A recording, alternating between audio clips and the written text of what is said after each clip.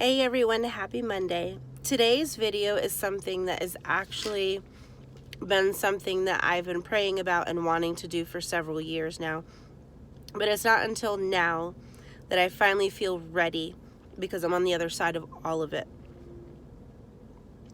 Who this video is for those who have guilt regarding marriage, either before marriage, after divorce, or in regards to they still aren't married yet.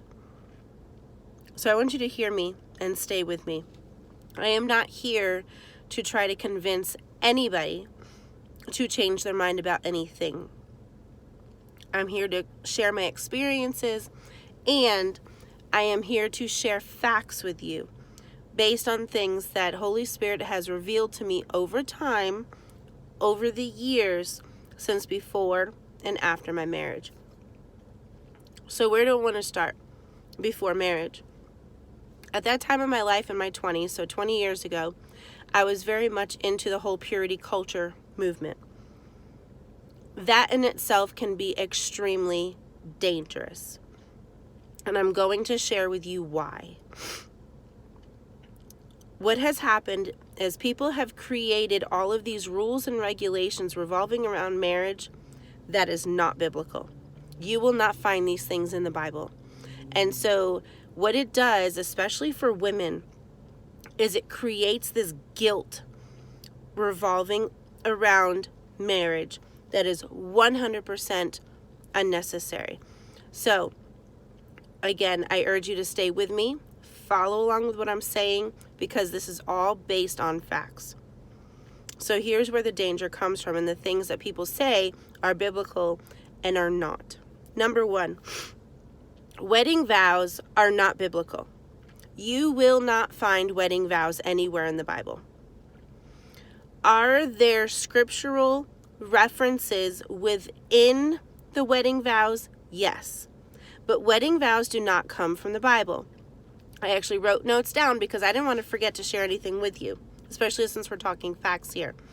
The first wedding vows were found in the Book of Common Prayer by Thomas Cranmer in 1549. 1549, by a man who created wedding vows. Again, they're not in the Bible. Number two, marriage licensing. Really listen to this one, because this one I struggled with a lot in the beginning until God was like, here's the information. In the United States, it was not until 1913 to 1929, okay, during those years, which is only 100 years ago, everyone. It was not until 1913 and 1929 when states and the federal government made it law to have a marriage license. There is nothing in the Bible about having a marriage license. And so many people are out here thinking that they're going to go to hell, or they should feel guilty, or that they're sinning because they don't have a marriage license.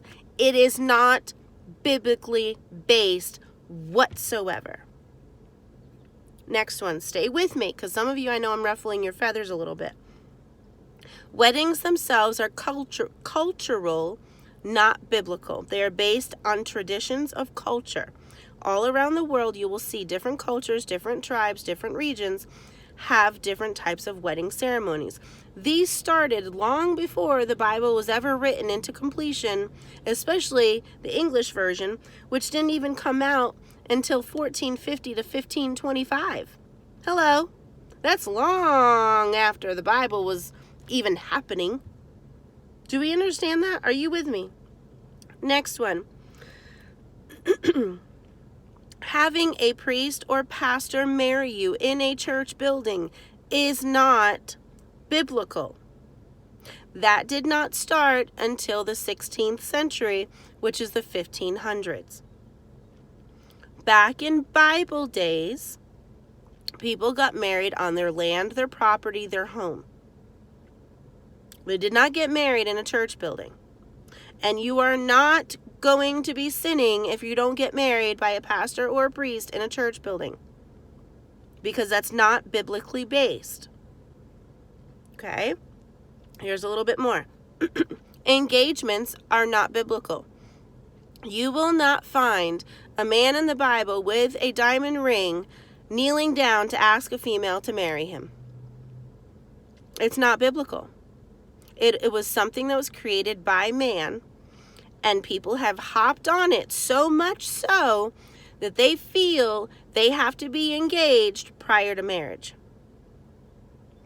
Actually, in my situation, my ex-husband and I went from friendship to marriage. We didn't have an engagement.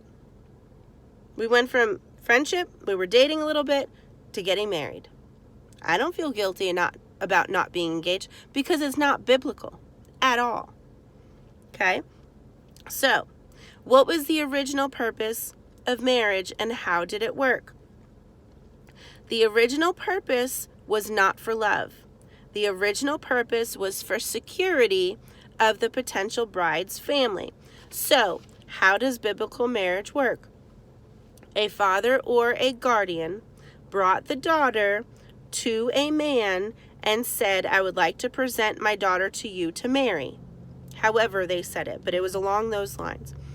And then, in exchange for that, there was a dowry given by the bride's family, and the husband provided security for the daughter and her family. The husband, potential husband, had a choice. He could either choose the woman or the daughter, because normally they were much younger, as a wife or a concubine. A wife or a concubine. That is a whole study within itself that you will have to do for yourself. I'm going to give you the basic breakdown though. A wife, if he chose her to be his wife, she is entitled, along with her children, as heirs of anything of that husband should he pass away. A concubine was entitled to nothing, and same thing with her children. They were entitled to nothing by that husband. They were still treated equally. It wasn't like they were treated and abused differently and used as, slaves for pleasure. Okay? They were treated equally as wives. However, there were differences of entitlement and what they could receive. Here's the other difference of what was different. That sounded funny. Difference of what was different. Anyway, concubines were often used as what we would call today as surrogate moms. So if a wife could not bear children, she would turn around and have her concubine become pregnant by the husband. Sometimes they were tricked. Sometimes it was put out in the open that she wanted this woman to have a child for her. So that's the short version. Last year, there was a question presented to me, and I knew in that moment I had to make a video like this at some point. The question was, how come in the Bible it talks about one man, one woman, as far as being a husband and wife, when there are so many that had multiple wives?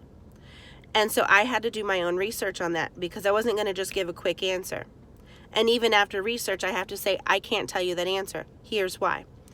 One of the people in the Bible who is most known or most, he talks about most in regards to a husband and a wife in singular form, is King Solomon. King Solomon had 700 wives and 300 concubines. 700 wives and 300 concubines, yet he talks about a husband and a wife. So I can't answer for anybody. You'll have to ask King Solomon when you get to the other side. I can't answer you why he spoke in singular form, but yet he, in the whole Bible, had the most wives and concubines. Okay? I am not saying anything is right or wrong. I'm simply speaking fact today because my opinion is irrelevant. So based on everything I just told you, this has been a journey that I have had to walk through for myself in deciding whether or not I would get married again. When I say married, I'm talking about legally married with a license.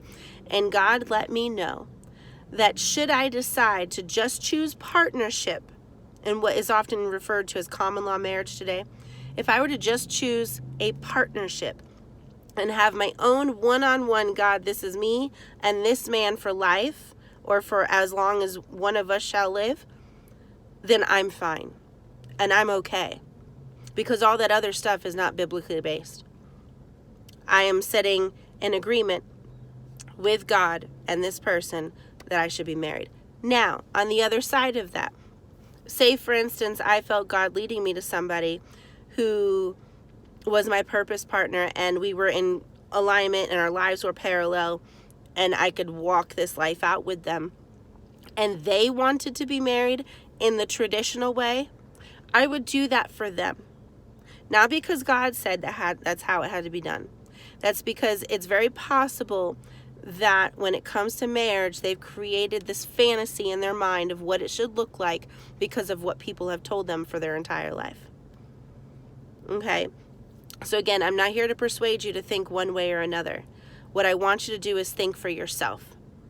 I want you to study for yourself. I want you to let God reveal himself to you for yourself. Okay? Stop hopping on these bandwagons of religiosity, of what people tell you, without consulting God, without digging deep into the Bible itself. And listen, if you still want to have that fantasy style wedding where you have all these flowers and your favorite pastor and a beautiful dress and it's at your favorite church, guess what? Do it. There's nothing wrong with it. If that's what makes you happy, go for it, because that's what you've set your heart on. I just want you to make decisions not based on the guilt that other people have put into your mind. Make your decisions based upon what you feel God is sharing with you for you to do for the rest of your life. All right? I pray for those of you that have walked that journey of guilt like I have before. I pray that God releases that off of you from this day forward. And for every decision that you make, you walk in total confidence. All right? God bless you all and have an incredible day.